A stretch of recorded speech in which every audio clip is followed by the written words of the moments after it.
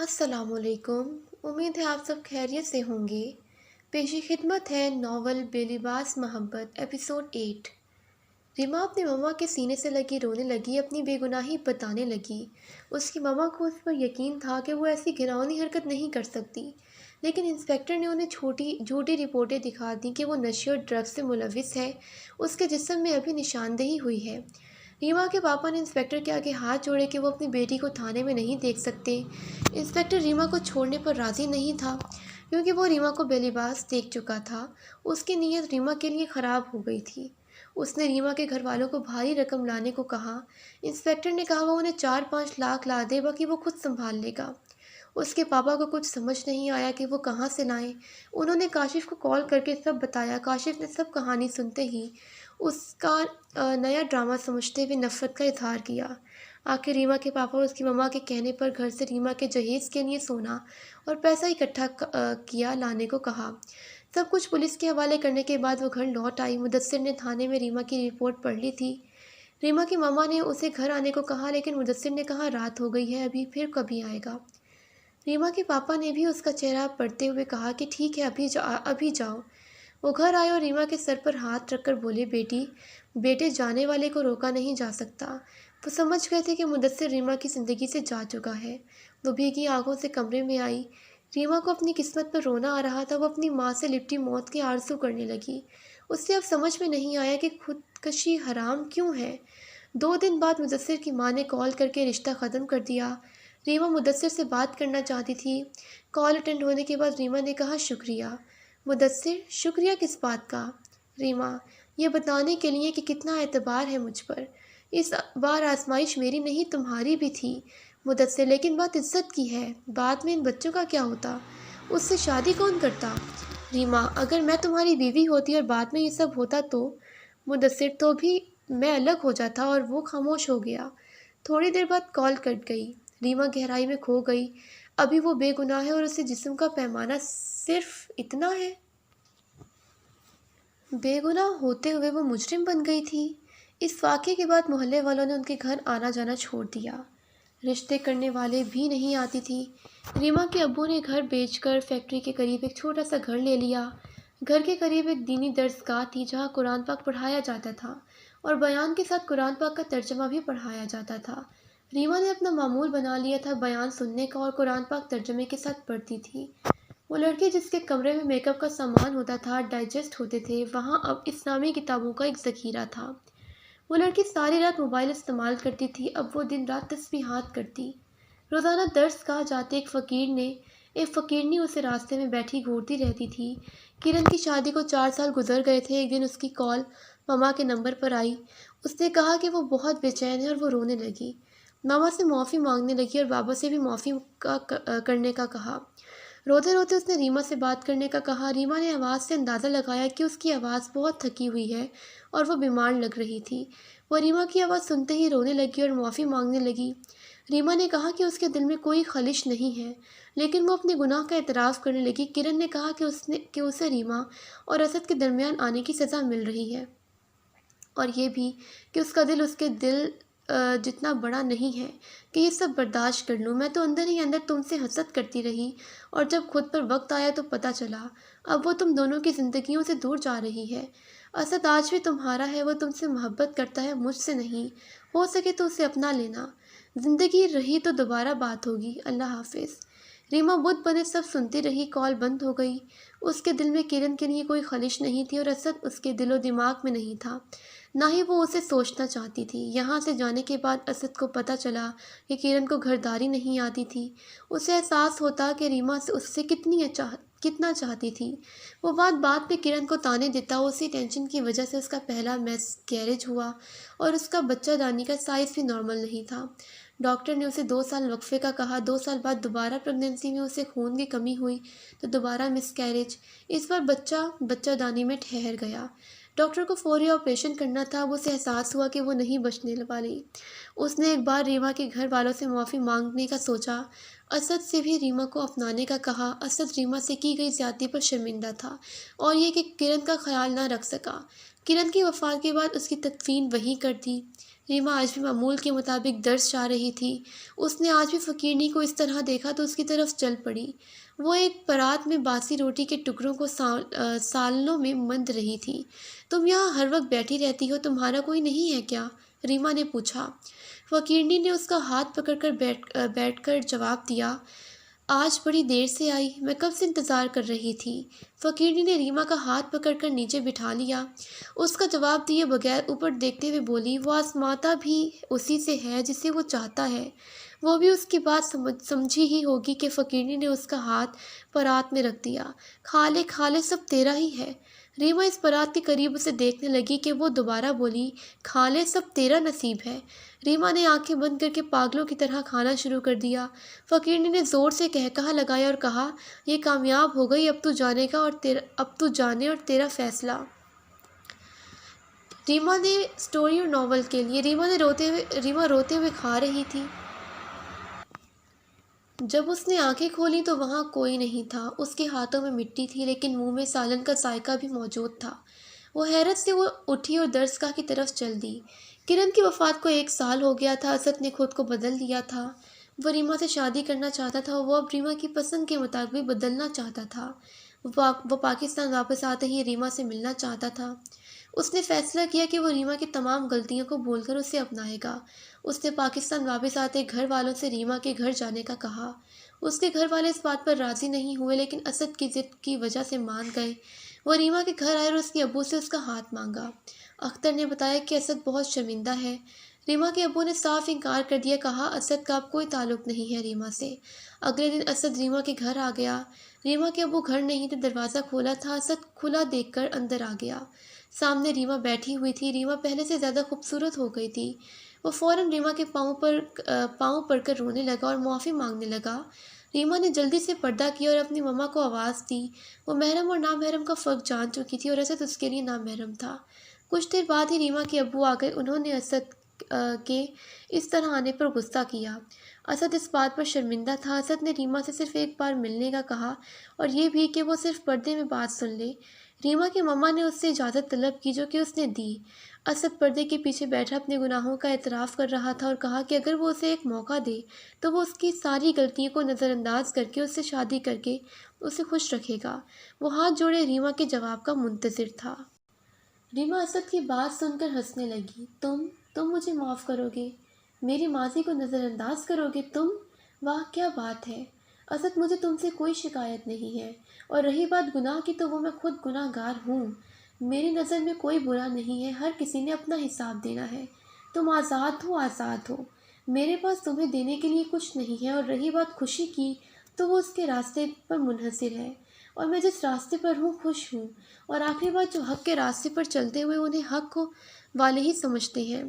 اسد گہری سوچ میں ریما کی بات سن کر پچھلا وقت یاد کرنے لگا۔ ریما اب بدل گئی تھی۔ ابو وہ انمول ہیرا بن چکی تھی اور تراشی جا چکی تھی۔ اب اس کا کوئی مول نہیں۔ ریما اسد کے جاتے نوافل پڑھنے لگی کہ اس کا ہر راستہ حق کا راستہ ہو۔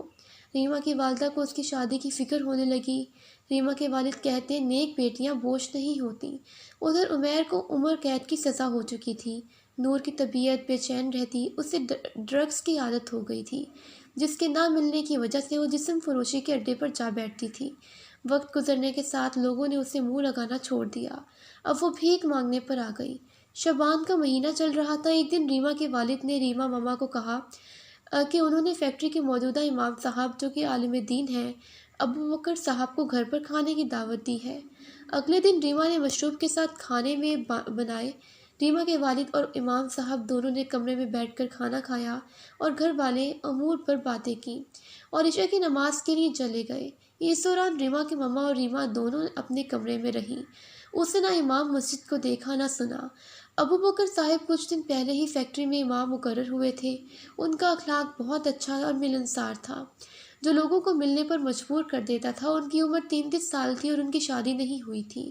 ریما کے والد نے ریما کی ماما سے ابو بکر صاحب کی فیملی کے بارے میں بات کی اور بتایا کہ ابو بکر صاحب کے والد ان کے رشتے کے سلسلے میں گھر آنا چاہتے ہیں، جس کے لیے ریما کی ماما نے حامی بھری اور ریما کو اپنے کمرے میں بلایا اور کہا، بیٹی یہ مت سمجھو کہ تم ہم پہ بوجھ ہو، لیکن اگر تم اجازت دو تو ایک رشتے کی بات کروں۔ रीमा ने कहा, बाबा कैसी बातें कर रहे हैं? आप मेरे बड़े हैं, आप कहिए जो कहना चाहते हैं। रीमा के वालिद कुछ सोच में बोले, मेरी जो इमाम साहब उस दिन घर आए थे वो तुमसे शादी करना चाहते हैं।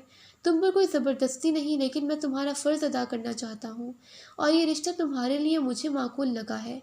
लोग उनकी बहुत इज्जत करते हैं, मुझे उम्मीद है कि वो तुम्हें खुश रखेंगे। रीमा ने सर झुकाए कहा, आप मेरे बाबा हैं, आप मेरे लिए गलत सोच सकते हैं। आपका फ़ैसला मुझे मंजूर है, कहकर वो अपने कमरे में चली गई। उसका जवाब सुनकर उन्हें इत्मीनान हुआ। शादी की बात सुनकर रीमा घबराने लगी। वो नामहरम लोगों के सामने आ के थक चुकी थी। उसे लगा कि फिर से कोई आजमाइश है। वो हाथ जोड़े दुआ करने लगी। उस रात उसने ख्वाब में देखा कि वो एक मंडी में है जहाँ बहुत से लोग उसे नोच रहे हैं और उसे बेलिबास कर रहे हैं। अचानक से दानियाल उसे सबसे बचा ले जाता है। रीमा की अचानक से आंख खुल गई और वो पसीने से शराबूर थी। उसका जिस्म कांप रहा था। उसने टाइम देखा तो तहज्जुद का था और वो मामूल के मुताबिक तहज्जुद पढ़ने लगी। तहज्जुद के बाद उसके हाथ दुआ के लिए उठे। ख्वाब याद आते ही उसको दानियाल की बात याद आने लगी। उसकी आंखें अश्कबार थीं। ऐ मेरे रब, मैं तेरी रज़ा में राज़ी हूँ। मुझे वैसा बना दे जैसा तुझे पसंद हूँ। मेरे दिल से दानियाल और इस दुनिया की मोहब्बत निकाल दे। बस वैसा बना दे जैसा तुझे पसंद हूँ। अचानक से दानियाल के बार बार ख्याल आने पर उसने सोचा कि वो अबू बकर साहब को अपने माजी के बारे में ज़रूर बताएगी। अगले दिन रीमा ने अबू बकर को एक ख़त अबू बकर साहब को देने का कहा, जिसमें उसके माजी के बारे में सब लिखा था और कहा कि जो उनका जवाब हो वो आखिरी समझ लीजिएगा। रीमा ने वो ख़त एक और लिफाफे में डालकर उसको उसको गोंद से चिपका दिया ताकि इसके बाबा ना पढ़ सकें। ज़ोहर की नमाज के बाद रीमा के वालिद ने वो ख़त अबू बकर साहब को देते हुए कहा कि ये मेरी बेटी का ख़त है, वो आपको अपने मासी के बारे में बताना चाहती है। अबू बकर ने वो ख़त मुट्ठी में लेकर आसमान की तरफ देखा और खोल कर पढ़ने लगा।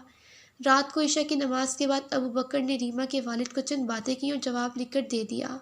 आपने तो इतनी आसानी से सब लिख के दे दिया। मैं खुद एक गुनाहगार इंसान हूँ, ना ही खूबसूरत और सलीकामंद हूँ। बस कोशिश करूँगा कि आपको खुश रख सकूँ।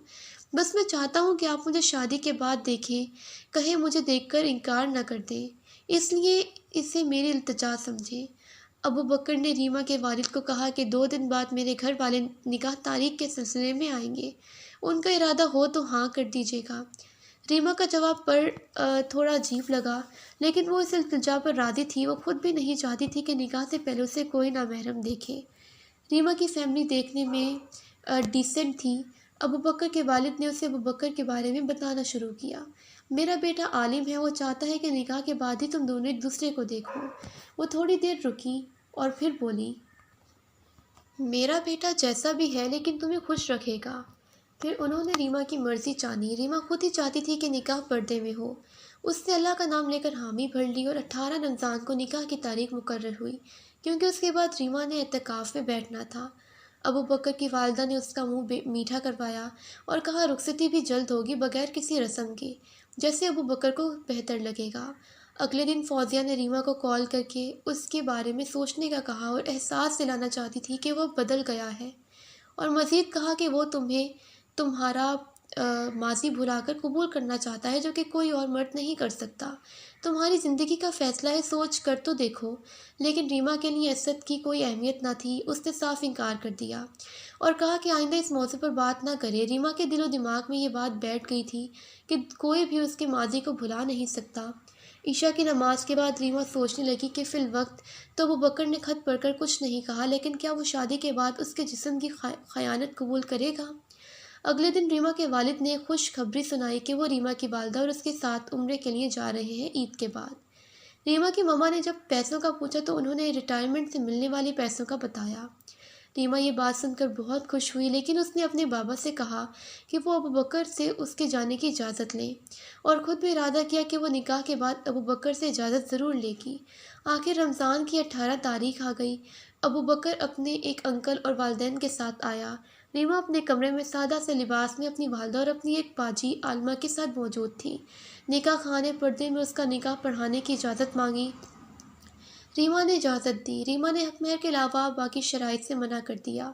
निकाह खां ने रीमा को अबू बकर से बतौर निकाह 3 बार कबूल करवाया। रीमा के दस्तखत के बाद गवाहान के दस्तखत किए गए। फिर खुतबा दिया। अबू बकर के मुताबिक निकाह पर्दे में हुआ। ابو بکر ریما کے والد سے مل کر مسجد کی طرف چل دیے۔ کچھ دیر بعد ریما کی فیملی نے بھی اجازت چاہی اور ریما سے ملنے اس کے کمرے میں آ گئی اور ملنے کے بعد کہا کہ ابو بکر جلد لینے آئے گا۔ ریما کو لگا کہ نکاح کے بعد ابو بکر اسے ملنے کمرے میں آئے گا، لیکن اس کے جانے کا سن کے اسے حیرت ہوئی۔ ریما نے اعتکاف میں بیٹھنے سے پہلے ابو بکر سے بات کرنے کا سوچا اور عمرے کی بات کرنے کے لیے اسے میسج کیا۔ ابو بکر نے کوئی جواب نہ دیا۔ ریما کو لگا کہ اس کے دل میں کوئی بات ہے۔ اس نے کہا، اگر آپ کے دل میں کوئی بات ہے تو بے شک نکاح ختم کر دیں۔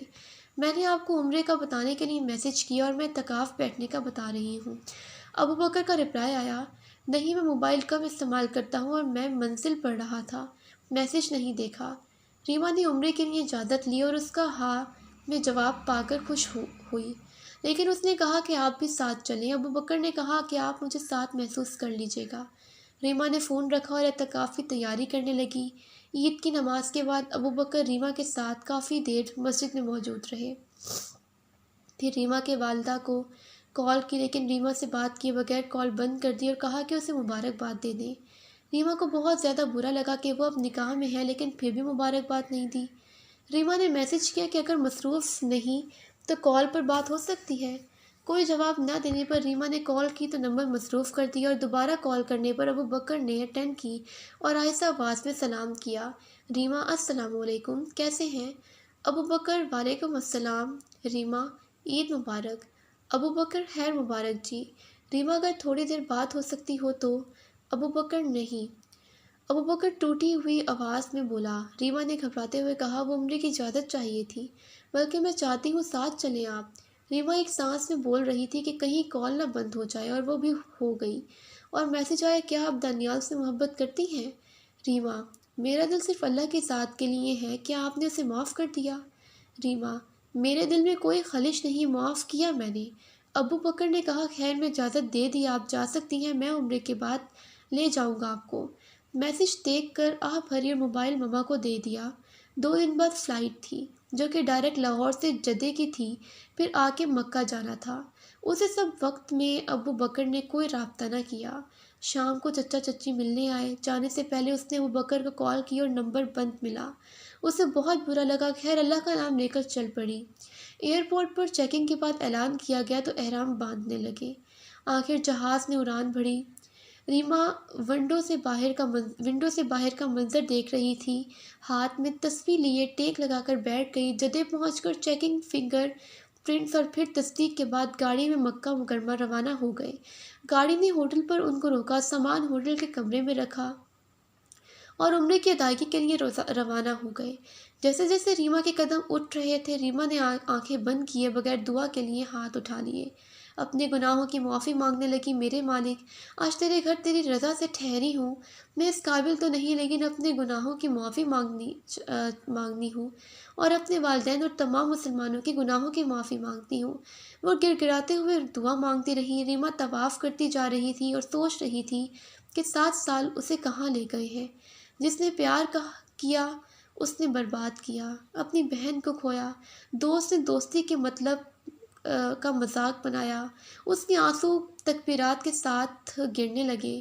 طواف کے بعد صفا و مروہ کا چکر لگا کے نوافل پڑھنے کے بعد ریما کے والد نے ریما اور اس کی والدہ بال ایک پور تک کاٹے۔ واپس ہوٹل آنے کے بعد فریش ہو کر دوبارہ فجر کی نماز کے لیے حرم روانہ ہو گئے۔ یہ حرم شریف میں ان کی پہلی فرض نماز تھی۔ ریما ایک طرف جائے نماز بچھا کر سامنے کا منظر دیکھنے لگی۔ صبح کی کرنیں پھوٹنے لگیں، ہر طرف ہوائیں بکھرنے لگیں۔ ایسا لگ رہا تھا جیسے پرندے بھی اللہ کے گھر کا طواف کر رہے ہوں۔ جب وہ سامنے دیکھ رہی تھی تو اسے ایسے لگا کہ کوئی اس کے بائیں جانب جائے نماز بچھا کر بیٹھا ہوا ہو۔ اس کی جائے نماز اس کے پچھلے حصے سے ٹچ ہو رہی تھی۔ ریما اس بات کو اگنور کیے سامنے دیکھ رہی تھی۔ کچھ لمحے بعد ریما نے آنکھیں بند کی اور دعا کرنے لگی۔ اچانک ایک آواز نے خلل پیدا کیا، اللہ کے گھر میں معافی ملے گی؟ ریما اس آواز کو پہلے سن چکی تھی۔ اس نے جب آنکھیں کھولیں تو اس کی آنکھیں پھٹی کی پھٹی رہ گئیں۔